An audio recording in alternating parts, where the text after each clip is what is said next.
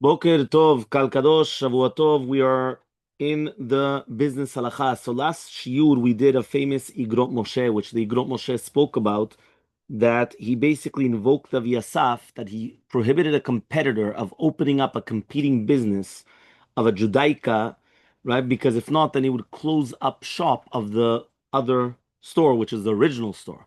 So because it would actually close up shop, so what happened is that he forced him to close, but the other one would have to come and pay him for he would have to come and pay him for the rent. Okay. Now we're going to continue with page 18. So in page 18, it says the Shulchan Aruch as follows. Echad mibne halacha kavbet. So this is in Shulchan Aruch Siman Yoredea Siman Resh Memhei. What number is that? Hilchot Melamdim, page 18. 18. No, but what number Shulchan Aruch is? Shulchan Aruch is 245. Okay. Right? So in 245, right, halacha kavbet, halacha 22. There's Yoredea. Yeah? So there it says like this. Echad mibnei achatzer o mibnei המבוי, שביקש לעשות מלמד תינוקות. Yeah? So you have from the bnei achatzer or bnei המבוי. Yeah? So you have one of the people of the Chatzer and the Mavui that he wanted to be a melamed tinokot. Right? En shechenav yecholim limcho biyado. So nobody could actually come and stop him. Okay? V'chem melamed tinokot. The same halacha would apply to a melamed tinokot. Sheba chavero, that his friend comes upatach bait lelamed tinokot betido, that he opens up, somebody opens up a competition. Yeah? כדי שיבואו לו תינוקות אחרים, so the other children would come, או כדי שיבואו תינוקות שאצל זה לזה, אין יכולים למחוא בידו, nobody could stop him. שנאמר, אדוני חפץ למען צדקו, יגדיל תורה וידיל. Is even safe? What's safe? Is it 22. safe 22? Yes. So here we see a very interesting halacha. The first halacha is that they cannot stop him opening up, meaning there's no store here at all, right? Not store. There's no teacher at all, so you could open up shop, right? So imagine you're in an apartment building, and I want to open up Talmud Torah, right? So I'm allowed to come and open it up, right? Not for girls, yeah, only for boys. Next to each other. Yeah, exactly. Yeah, only for boys though, not for girls. Yeah. And then they're gonna come, and that's the first case, because that's not melamed tinokot. Melamed tinokot is always here. It's always for boys, a boys' school for the Torah, not for girls. We're never talking about girls. So now comes the Rama. So the Rama says it follows. Rav, right? So sorry, the first halacha was that there's no Talmud Torah in the building, and all of a sudden they come in and they're going to open up a Talmud Torah, so we can't stop them. The second one was, what happens if you already have a melamed tinokot, and somebody opens up a competition, right beside him? Now again, we're never talking about a real school, because real school is completely different. Here we're talking about that it used to be like in the olden days. It was melamed tinokot. Mamash, you used to have like a little tiny thing in your house, and you used to teach them in the house. So you can't stop them. Says the Rama, right? Rava Yoshev Ba'ir Velomel Rabim. What happens if you have a rabbi that he's in the city and he's teaching the public? Yachol Chacham Acher Lavor Velimod. It applies even Right? there. Also here, Gam Ken Sham. So you could have another rabbi come in and also teach. Even if you slightly Afilu influence the income. mekapeach tzat parnasat arishon. Even if you're going to take away a little bit from the parnasat of the first rabbi, kegon shakahal kiblu arishon alem rav v'notel pras mehem. Al ze afilu achi still יכול השני בא לדור ולחזק הרבנות לכל דבר כמו הראשון, right? אם הוא גדול וראוי לכך, but only if he's great and he's fitting for it. אבל אם בא חכם אכסנאי לעיר, but what happens if he's just a guest? אין לו לקפח שכר הרב הדר שם. So then he's not allowed to come and take away from the rabbi that's there to do חופו וקידושין and to take שכר from them, הואיל והוא פרס הרב הדר שם, because he lives there. Meaning again, if the guy's coming from out of town, so if he's coming from out of town, he cannot take away from the parnasah of the rabbi that's residing there. But what happens if there's a rabbi that's going to come to reside there? So therefore, there, once he's coming to live there, so now it's a different halacha. Aval mutar la'asot chuppah, v'latet haschar l'rav hakavua. But the guy is allowed to come and he's allowed to do the chuppah, but he would have to give the reward, the salary, or the compensation to the rav that's fixed. Meaning he could do this chuppah, but as long as the money is going to the rabbi that's fixed. V'chen mutar lo ladun, right? He's also permitted to judge between two baalei dinin shebayid abayim lefanav ladun. The din marav shebayid en memutza lahem, because maybe the rabbi in the city is not really accepted on both of them, right? Aval en lo leorot isur ve'eter, but he's not allowed to come and to be moreh isur ve'eter, or lidrosh ve'linhog srara, but he cannot also act to be duresh, right? To give drashot, or to act like srara, right? Like in imposing of thing, be'atre de chavre, in the city of his friend. What does that mean? You want to come, right? And you want to, right? But to come and start giving drashot, 1 second, there's a rabbi in the city. You can't, right? Why? Because he's the rabbi of the city. If it's going to be two people are going to go to him privately and they want him to, Supposed to ask. Well, 100%, You're not yeah. talking about like a city But he like cannot- New York or he Brooklyn cannot- or Miami. he You're cannot talking about come- Bethel. Right. Sure, Yeah. bring people in New York to the Dayanim. Who bring them? God, they say, oh, with Dayanim, certain things, and bring this to Rabbi, or make some,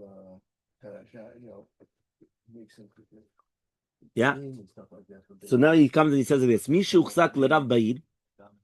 Somebody that's a chazakah that this is the rabbi of the city. Afilu chzik b'atzmo, even if he did it on his own, be'ezer sarara, en lo ridom gdolato. You can't take him down of vishabal Hashem acher gadol mimenu, even though somebody greater came. Fa'afilu beno ben beno leolam kodmim lacherim. Even if his son or his grandson are always before everybody else. It's a big Uzman- problem. This is a big problem in many places. Yeah, it's It 100%. was a problem not long ago in Australia where a bad guy started something 30 years ago. The people were finished with him, wanted to be done with him, and they couldn't get rid of him. It was terrible. Nobody wanted to go. They finally had to close and go to another building, and it was just terrible. Yeah. Okay. It's true. There's always the pros and the cons. He says, "Kol zman shemalim makom avotehem bi'irah vehem chachamim tzat." It has to be that they are obviously malim makom avehem, right, with fear of Hashem, and they're chachamim. ובמקום שיש מנהג לקבל רב הזמן קצוב, או שמנהג לבחור במי שרצו, right? But what happens if there's a minhag that they have a certain amount of time? Let's say 10 years, 20 years, 15 years, whatever it is. So then it goes according to that. Or the minhag is that they come and they choose whoever they want. So therefore they're allowed to. אבל כל שקיבלו הקהל עליהם וכל שכן ימסו ברצון השררה, אין לשום גדול בעולם להסתרר עליו ולהורידו. So then nobody could come and take him off. So this is again very, very important because obviously what happens is that once you have this halakha, so then that's it. It does change a lot of the halachot. It is true, Richard, that again, there's the pros and the cons, obviously, meaning that there is going to be sometimes, that it's good and sometimes that it's bad. You know what happened with Rav Ovadia Yosef? Rav Ovadia Yosef was the first Rishon LeZion that they wanted to go against him. The Rishon LeZion was always a position for life. Always.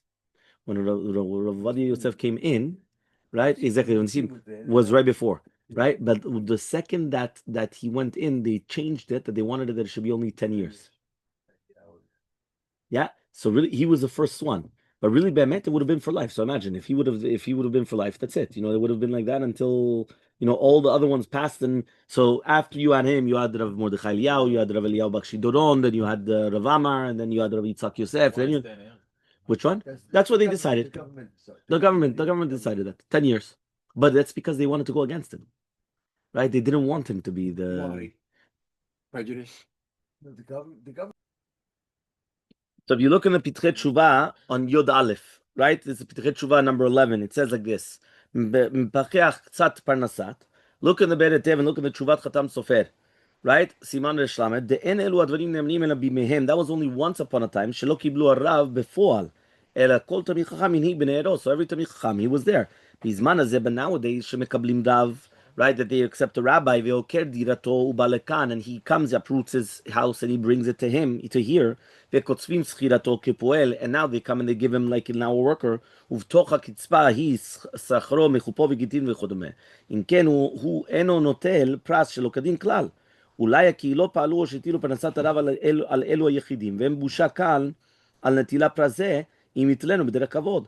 וכבר זכה זה הרב בכל רווחי דוד הדעת בגבולו, אסור לשום אדם לקפח פרנסתו, והרי זה English, for גוזל goodness ממש. sakes, you're reading Hebrew for 20 minutes. No, it's the same thing. It's all the same It's thing. one thing. Right? Richard, you're going to have to learn patience. Lashon HaKodesh. Right? Yeah, so what does that mean? It's not Tircha Zibura. This is Hebrew. This is Lashon HaKodesh. right? The Torah, I'm sorry, you know that the Bible is in Hebrew. The English will never get the same as the Hebrew. Yeah. So he says over here like this. He says the Pitret Shuvah, this is the Khatam Sofer. Khatam Sofer says an incredible yisod, and he says like this. He says when you have a case of a rabbi nowadays. Once upon a time, it was whoever was the smartest in the city, and he was a Tamil. So they used to put him as a rabbi. He became the chief rabbi of the city. But what happens in such a scenario where you bring somebody over, right? Meaning that nowadays they come, they find the rabbi and they bring him over.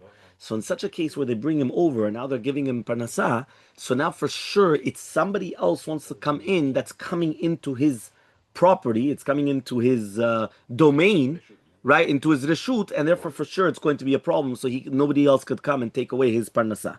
Okay, so therefore it's different than what it was once upon a time. Because once upon a time it was okay, somebody was there, somebody else comes to move here, so now it's a new guy in town, right? But if it's going to be that they brought him in, so now it's something completely different because now it's mamash that somebody else is coming and taking away from him that you can't do.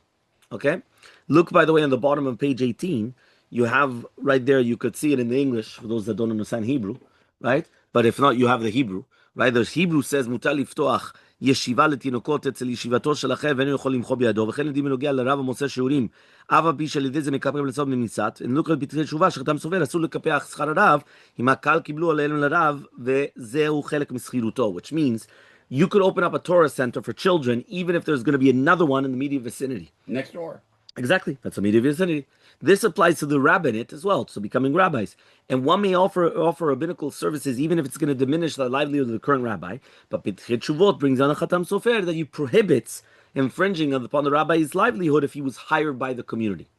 Meaning, if it was just stam that there was a rabbi there in the community and he's giving shiurim and he's doing the things, okay, so he's the only one here. So during the interim, he's the rabbi. That's what it is. But he says, but if it's going to be in a scenario where they bring a rabbi and they hire him, so once he's hired, now they're prohibited in coming and taking away from any of the benefits because this is part of the hiring of the rabbi. So therefore, for sure, somebody else cannot come and start taking away, right, from what the rabbi does. Okay?